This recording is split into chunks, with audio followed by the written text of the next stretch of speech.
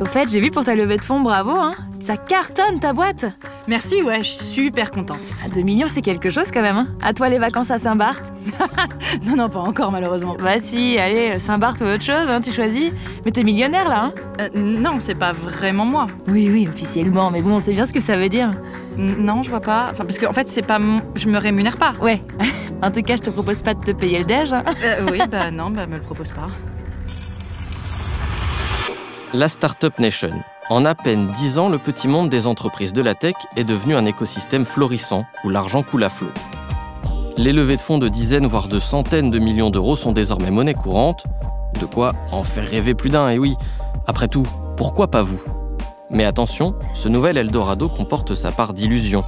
Créer sa start-up, c'est s'offrir la liberté de travailler sur un projet qui nous tient à cœur. Mais c'est aussi, souvent, accepter de travailler jour et nuit sans se payer, pendant des mois, voire des années.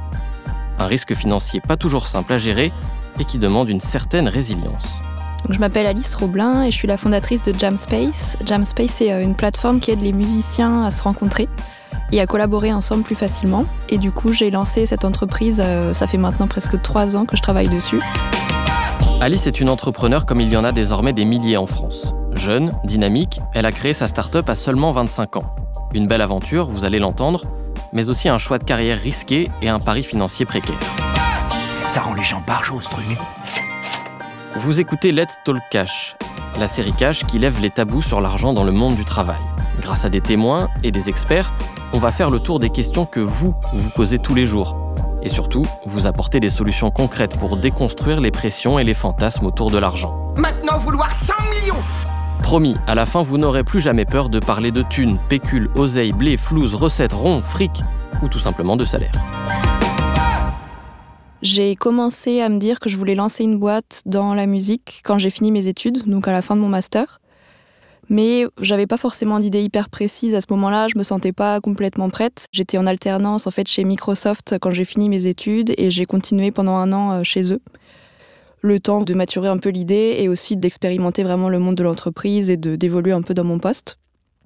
Mais cette idée me trottait dans la tête et du coup, après 2 ans chez Microsoft, mon contrat s'est terminé et là, je me suis dit, je crois que c'est le bon moment. Si je veux lancer quelque chose, c'est maintenant, puisque ensuite, je vais peut-être un peu plus m'installer aussi dans un mode de vie un peu plus confortable si jamais je continue en entreprise. Et donc, c'est là que je me suis dit que j'allais tenter l'aventure.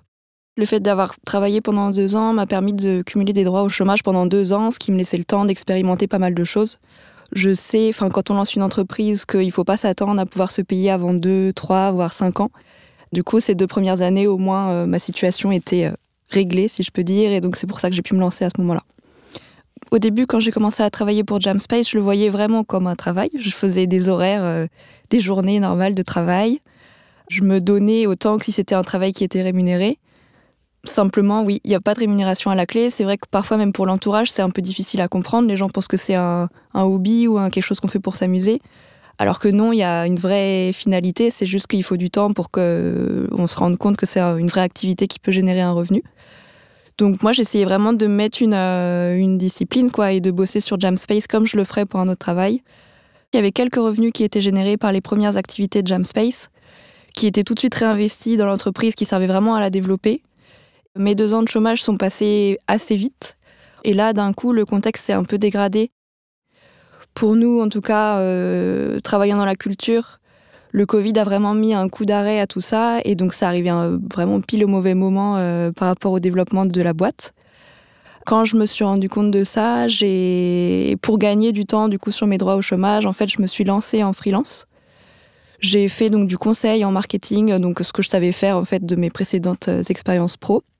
Et j'ai trouvé assez vite une mission de long terme qui m'a permis de travailler 2 jours par semaine pour gagner des sous. Et 3 autres jours de la semaine, je continuais à développer Jamspace. Au début, on est obligé de bidouiller un peu et de faire appel à des personnes pour nous aider.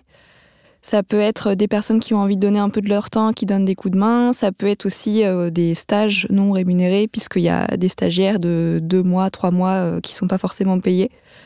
C'est un peu toutes ces petites ressources-là que j'essayais de combiner.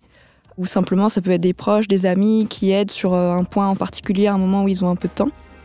Et c'est vrai qu'après, ça a pris une autre ampleur, puisque donc j'ai rencontré mon associé Alexandre au début du Covid.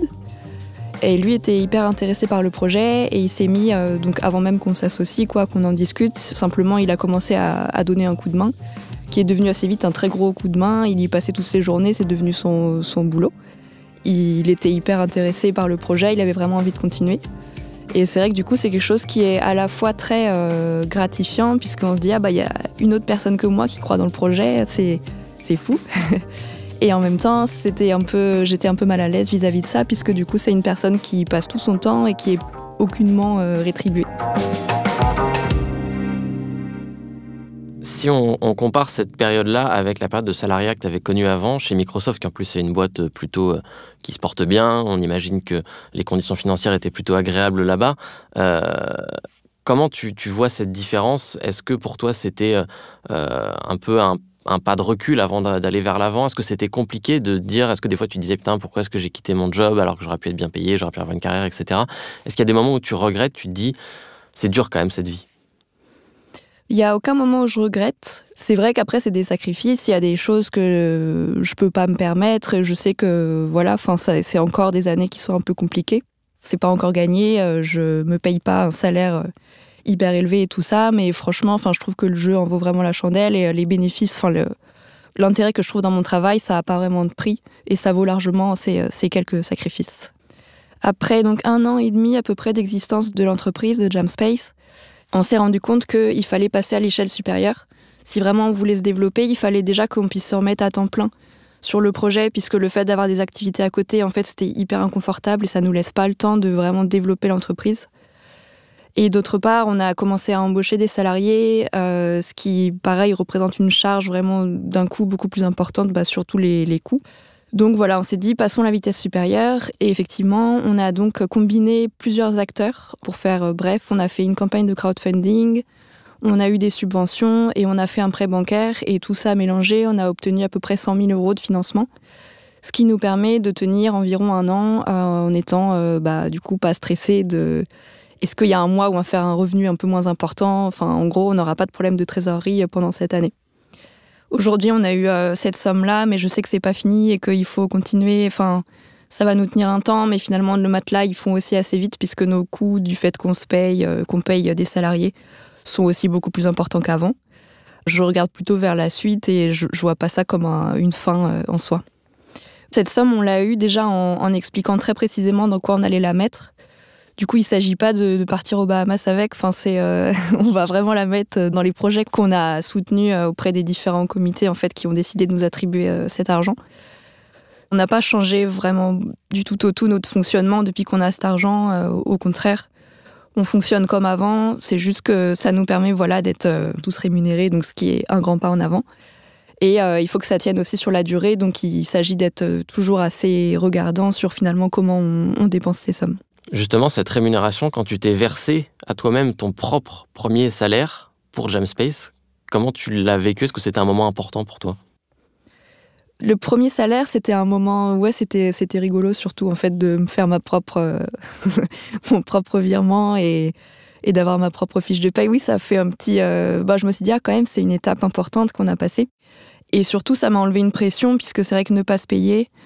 notamment sur les derniers mois où je savais qu'on allait pouvoir obtenir ce financement. Du coup, j'avais plus de mission freelance. Donc, j'étais un peu dans une situation qui, tous les mois, était assez complexe. Et là, du coup, c'était ce premier mois où on s'est payé, ça mettait fin à ça. Je me suis dit, ça y est, maintenant, on va quand même pouvoir être un peu plus confort, donc ça va être agréable. On n'a pas forcément tenu toute l'équipe au courant de tous les rebondissements. Notamment parce que tant que c'est pas acté, ça servait pas forcément à grand chose de dire on va peut-être avoir ça, mais peut-être pas, donc vous réjouissez pas trop vite. J'ai l'impression que le reste de l'équipe est pas forcément hyper regardante. Ils ont pas forcément en tête quel chiffre d'affaires on fait chaque mois parce que peut-être ça les empêche pas de dormir. Alors que nous, associés, oui. Je pense que tout le monde a compris que ce financement, c'est une première étape, mais que tout n'est pas gagné pour autant. Donc, il n'y a pas eu de changement dans l'attitude de chacun. Par contre, nous, c'est vrai que ça nous autorise à faire un peu plus de... Justement, il y a des choses qu'on ne pouvait pas se permettre avant. Et là, maintenant, de façon plus fréquente, on va pouvoir dire achetons ça, investissons dans ça, ça pourra nous être utile. Donc toi, tu fais partie de ce qu'on appelle l'écosystème des startups, toutes ces jeunes entreprises qui se créent régulièrement sur une idée, une personne, un concept, etc. tu as réussi à obtenir 100 000 euros. Il y en a qui aujourd'hui, on le voit régulièrement, obtiennent des millions, des dizaines de millions d'euros qui deviennent ce qu'on appelle des licornes quand elles sont encore plus importantes. Comment toi tu regardes tout ça? Est-ce que c'est quelque chose qui te fait rêver pour l'avenir? Est-ce que c'est là que tu voudrais aller? Est-ce que c'est ces sommes-là, par exemple, que tu voudrais débloquer un jour? Comment tu regardes tout ça? Ces sommes-là, aujourd'hui, elles me paraissent un peu déconnectées. J'ai vraiment du mal à voir ce qu'il y a de concret, enfin ce que ça représente concrètement, une telle somme. Ces levées de fonds, je dirais pas qu'elles me font rêver. Enfin, en tout cas, je les vois pas du tout comme un objectif. Voilà, lever 300 millions d'euros, ça me fait pas forcément, enfin, ça me fait ni chaud ni froid. Par contre, je pense que peut-être un jour j'en aurai besoin et du coup, je vais peut-être changer de regard là-dessus.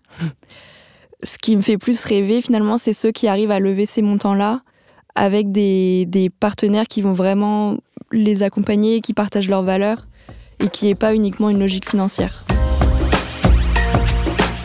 Alice et Jamspace sont encore de jeunes pousses. L'entreprise grandit pas à pas, prudemment. Mais dans le monde des startups, le changement d'échelle est parfois brutal. Une pépite qui plaît aux investisseurs peut se voir accorder d'un coup plusieurs millions d'euros, parfois même avant que l'entreprise soit réellement constituée. Il y a de quoi en perdre la tête. Alors pour nous aider à y voir plus clair dans la relation à l'argent très particulière des startups, nous avons sollicité Juliette Maupin, investisseur chez Isaïe. On est un fonds d'investissement financé par des entrepreneurs de la tech et notre mission, c'est de recycler leur argent et leur expérience pour accompagner la nouvelle génération d'entrepreneurs. Moi, je travaille sur le fonds Early Stage où j'accompagne des startups qui sont très jeunes, dès le pré-seed, donc en fait au moment du premier tour de financement, parfois même avant que le produit soit sorti.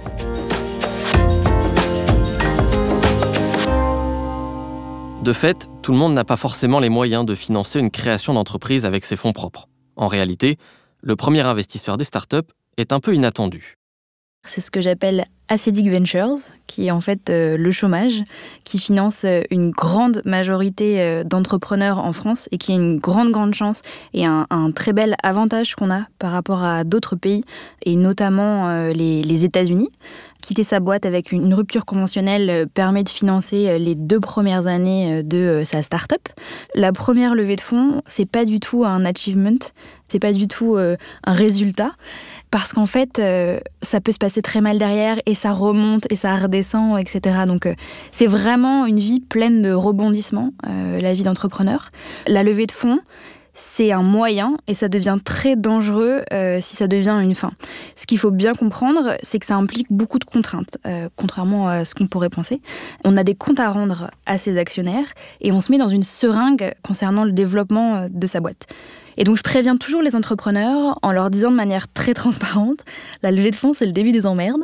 Mais évidemment, c'est une super opportunité de pouvoir investir dans le développement de son produit, l'acquisition de ses clients et surtout de pouvoir s'entourer d'investisseurs professionnels, que ce soit des VC ou des business angels entrepreneurs qui sont déjà passés par là et qui vont pouvoir vous accompagner. La particularité des startups par rapport aux entreprises, on va dire, de l'économie plus traditionnelle, c'est que le changement d'échelle peut être très brutal. On peut passer en quelques mois de se verser parfois pas de revenus à d'un coup avoir des chiffres à 5, 6, 7 zéros sur le compte de cash de l'entreprise, devenir une espèce de coqueluche. Comment est-ce qu'on fait? Quels sont les conseils que toi tu peux donner, qui a vu passer tant de startups, pour gérer ce changement d'échelle et ce rapport à l'argent qui est un peu absurde, quoi? Alors, il faut vraiment avoir en tête que l'argent est un moyen et pas une fin. Et c'est pas parce qu'on a 10, 20, 30 millions sur son compte en banque que la valorisation effective de sa start-up au moment de sa vente va être multipliée. C'est pas parce qu'on lève beaucoup qu'on va vendre sa start-up beaucoup plus cher. Et donc, je pense que garder une gestion du cash très précise, vraiment très bien le suivre, c'est hyper important. Et surtout, valider étape par étape son business. Et ne pas hésiter à ne pas cramer ce cash, finalement. C'est pas grave d'avoir 20 millions à la banque et de ne pas le dépenser. L'argent, alors ça achète le talent dans une certaine mesure, mais ça n'achète pas la créativité. Et en fait, on n'est jamais meilleur que quand on est contraint par le cash, parce que c'est là où on est le plus disruptif et on est le plus innovant. J'aime bien rappeler que Facebook et Airbnb ont commencé chacun en levant 500 000 euros. Et très rapidement, quand ils ont validé le modèle, ils ont relevé des montants hyper importants. Mais il y a une expression qui résume très bien, qui dit « chat maigre saute plus haut ». Où en fait, si les corporates qui ont littéralement des millions, des milliards sur leur compte en banque se font dépasser par des startups, c'est parce que le fait d'être contraint en termes de cash apporte énormément de créativité. Mettons-nous à la place d'un salarié de Blablacar, d'un salarié de Sorare, d'Alan, de toutes ces nouvelles licornes françaises qui font parfois rêver. On est en bas de l'échelle et on apprend que notre entreprise a levé 100 millions, 200 millions, 300 millions d'euros. Ça laisse un peu pantois. Comment est-ce qu'il faut communiquer là-dessus en entreprise ? Est-ce que c'est important de tout dire à ses salariés, de les prévenir en amont ? À quel moment il faut communiquer sur ces sommes et sur ces changements d'échelle ? Alors c'est très important de communiquer sur les levées de fonds avec les salariés, parce que déjà, il y en a très souvent une grande partie qui sont actionnaires eux-mêmes des startups, via les BSPCE, donc les bons de souscription pour les employés. Et c'est une très belle manière de les engager dans la durée. Est-ce qu'il faut être précis aussi sur l'emploi de ces fonds, à quoi ils vont servir dans l'entreprise ? Parce que si on se met encore une fois à la place d'un salarié d'une start-up qui vient de lever 100 millions, moi, imaginons que je sois payé pas très très bien au quotidien, je vais aller voir mon patron, je vais lui dire j'en veux une petite part de tout ça, quoi. Qu'est-ce que ce serait pour vous de me donner 100 ou 200 euros de plus par mois quand vous avez levé 100 millions ? C'est important de savoir ce à quoi va servir tout cet argent. Je pense que c'est important de donner des grandes masses pour expliquer que quand on va ouvrir un nouveau pays, ça va nous coûter une certaine fourchette, etc. Mais il ne faut pas non plus embrouiller ses salariés. Quand je dis embrouiller, c'est rajouter de la complexité. Parce qu'en fait, un business model, c'est très complexe et tout le monde n'est pas capable de le comprendre. Et j'aime bien les entreprises comme Alan, notamment, qui présentent à tous leurs employés, et même à tout le monde d'ailleurs, leur grille de salaire, parce que ça apporte beaucoup de transparence sur justement comment est dépensé l'argent. Bon, on l'a bien compris à travers tout ce qu'on s'est dit, c'est quand même un sacré roller coaster, le monde des startups. Il y a des moments difficiles, des moments euphoriques. Comment est-ce qu'au travers tout au long de cette aventure, on fait pour garder une relation saine à l'argent, sachant qu'on passe parfois d'un extrême à l'autre ? C'est quoi les 3 conseils qu'il faudrait retenir de ton intervention ? Je pense qu'il faut tout d'abord être résilient quand on n'a pas d'entrée de cash et ne pas perdre confiance dans son projet. Alors, il faut très bien écouter son marché pour prendre les retours et potentiellement prendre les décisions nécessaires, mais également s'entourer d'experts et d'autres entrepreneurs qui passent par là. C'est hyper important pour partager justement potentiellement les frustrations qu'on va ressentir et toujours garder en tête que l'argent est un moyen pour atteindre un objectif précis et pas une fin, justement.